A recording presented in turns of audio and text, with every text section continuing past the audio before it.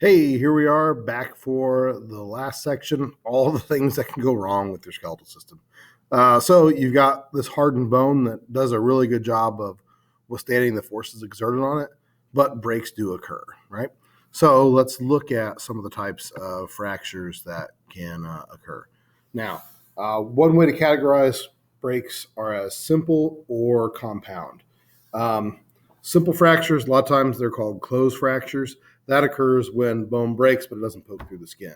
In a compound fracture, you will have the bone actually poke through the skin, and that can be sort of gruesome. Now, a couple types of interesting fractures that we'll look at are called green stick or spiral fractures. If you can imagine, I don't know if you ever had the experience of grabbing a stick off the ground. That's from like new growth on a tree or a bush, and you bend that and it doesn't snap, but it sort of splinters. That's the idea of a green stick fracture. And green stick fractures tend to happen in young people because there's relatively more flexible cartilage in a young person's bone. So kids can a lot of times experience these green stick fractures where the bone more splinters or cracks than anything else. Okay. So again, green stick fractures happen in kids just because of the sort of the composition of their bone. Young kids also tend to get what are called spiral fractures, where the bone actually has a spiraling break in the compact bone, and that happens with twisting forces.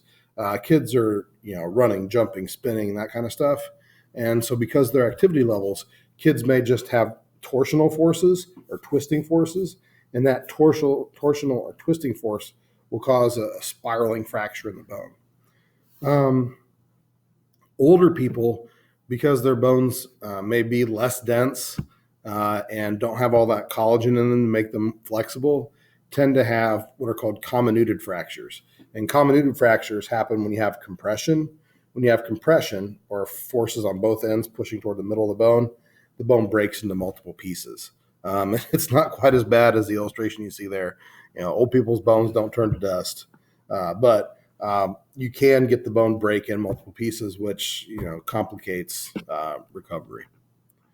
All right, so what do you do if there is a fracture that needs to be repaired? One important thing is you need this reduction where you actually pull the cortical bone back in alignment. If you can think back to the image that we see here, where you have these osteons and the blood cells or the blood vessels carry blood to the osteocytes living in that bone.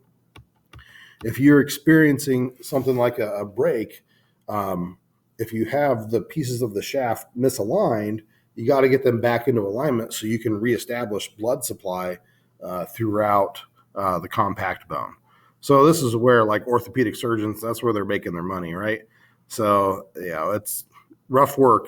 I've seen people like up on tables using drills. So they'll have to drill a hole in the bone. You can insert a rod or pins. Since the medullary cavity can be empty, you can use a rod to hold those bones in alignment until the osteons can sort of reestablish connection. So, it's definitely some physical work doing orthopedic surgery, but, it's stuff that helps people heal.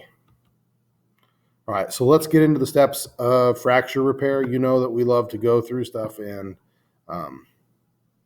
review processes, right? So definitely know this process. First thing that happens with a break is called the hematoma, a blood tumor.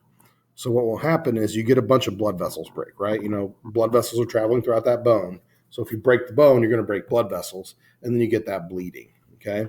So you get swelling and bleeding and certainly a lot of pain. And because you disrupt the blood supply, cells are going to die. The osteocytes living in those cells are going to die. The next step is the fibrocartilage callus. In the fibrocartilage callus, you lay down these protein fibers that sort of create like a fibrous bandage to try and help hold together the bone. So you have the fibrocartilage callus form, these sort of woven proteins holding the bone together. It's also when you get new blood vessels created. So it's like clearing the roads, if you want to think of it that way. You can recycle old damaged parts of the bone. The third step is the bony callus. Now, with the bony callus, you just deposit a lot of bone rapidly to help stabilize the area of the break. And actually, the bone is a little thicker than it was before. Now, notice how disorganized it still is, right? But you get a lot of bone there. When my son was, I don't know, kindergarten age, he broke his wrist. And when he broke his wrist, he wore a splint for a few weeks. And when he had it removed, I was a little concerned that, could he suffer a break in that area again? And the orthopedic doctor that we saw said, you know what? Because of this bony callus, he's actually less likely to have a subsequent break there. The bone is more likely to break somewhere else because of the bony callus. You have all this extra bone material. Okay. Now, the final step of all of this is remodeling. And in remodeling, you go back, have osteoclasts and osteoblasts build and remodel the tissue until you reestablish those osteons, those neighborhoods. Okay. So again, be familiar with the steps. You have the broken blood vessels, the swelling, the bleeding, and the cell death. You have sort of the clearing of the roads after the damage is done. You have the fibrocartilage callus, stabilize the break. You have the old damaged tissue removed. And then in the third step, the bony callus, you just deposit a lot of bone randomly to try and help stabilize the area and add new blood vessels. The last step, remodeling, is sort of the reestablishment of the organized bone tissue like the osteons. All right, what else could happen? With rickets, people do not deposit enough calcium in the bone, and because there's a lack of calcium in the bone, it is softer.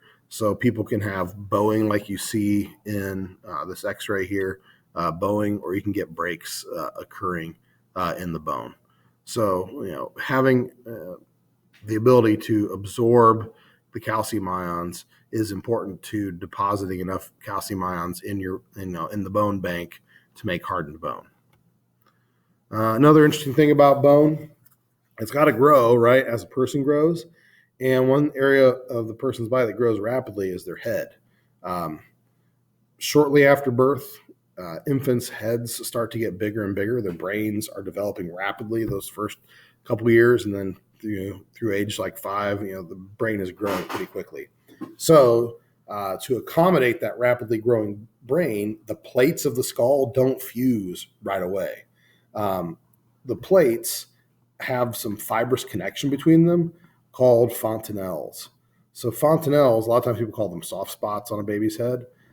They're fibrous connections between the plates, but they're not bony protection. So it's a weakness. It's an area in the skull where you don't have as much bony protection in infants and infant skulls.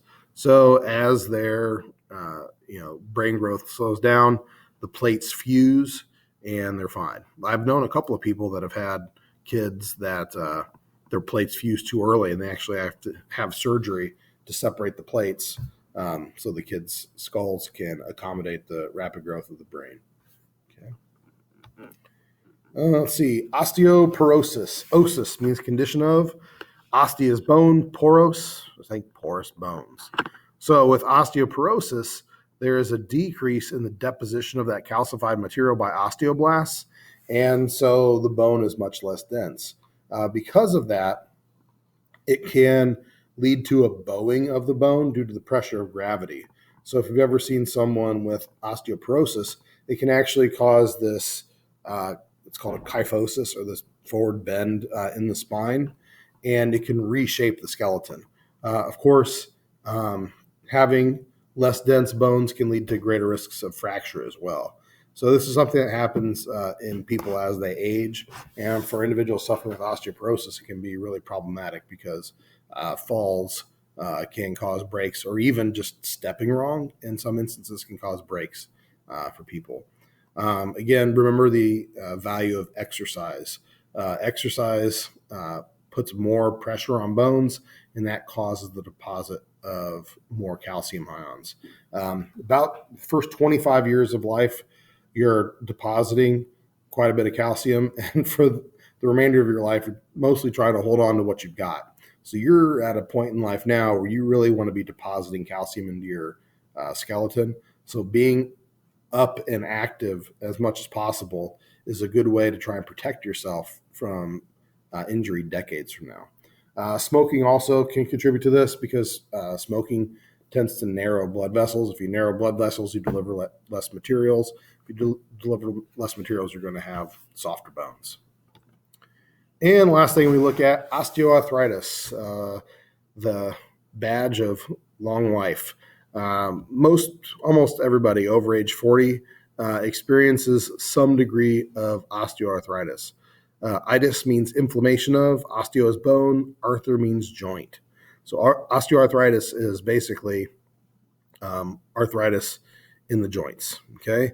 Now, the cartilage that we see on the ends of these joints, it doesn't have blood vessels, so it doesn't have really good blood supply. So the chondrocytes that make the cartilage don't do a great job of repairing cartilage. So a lot of times damage to cartilage is sort of a one-way trip. So that damage accumulates over time. And if damage gets severe enough, you can start to develop things like bone spurs, which are like little growths in the bone. So you get the bone spurs rubbing in the joint. Again, as people age, just the damage accumulates and people experience some degree of osteoarthritis. Things to do to slow the progression of osteoarthritis: avoid repetitious movement. So some people who have jobs or careers where they perform the same motion again and again and again and again over years, they grind down those joints. I've got an AC joint in my right shoulder from playing baseball, having your elbow up above your shoulder enough. All that throwing over the years has ground down this joint. So I've got a bad AC joint there. Um, you know, Pressure on the knees is a big one. So if people have a weight that's above a healthy weight, that extra pressure can grind down the cartilage more rapidly. There are things that happen to damage cartilage, and the longer you can hold on to it, the better you're going to feel physically. Eating well and having good blood supply helps promote cartilage health. So being active without doing like high impact stuff is an important thing to do. Just take care of yourself because this is the body you're going to have for the rest of your life. So take good care of it, and it does well for you, lasts longer. Okay. Just remember at the end of this, please make sure you summarize the notes, and you're going to end up submitting your notes either digitally through the notes you've typed or through pictures that you take of your notes and summary. All right. Thank you much.